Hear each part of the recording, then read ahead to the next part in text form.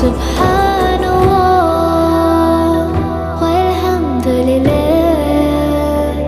la ilaha illallah, Allahu Akbar. Subhanallah walhamdulillah, la ilaha illallah, Allahu Akbar.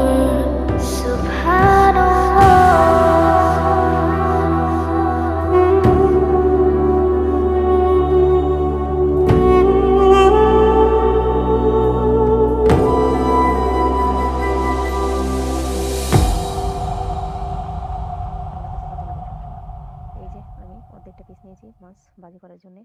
ঘরে খাওয়ার মতো কিছুই ছিল না, তারপর অর্ধেকটা মাছই আমি একটু ভাজি করে নিলাম। ভাজি করে নিয়ে আমি খেয়ে নিলাম তৃপ্তি করে। আর ঠিক তখনই আমার সেই কথাগুলো মনে পড়ছিল, যখন আমি আরও কঠিন সময় পার করে আসছিলাম, যখন আমি একটা মাছ কিনে খাওয়ার মতো আমার তৌফিক ছিল না।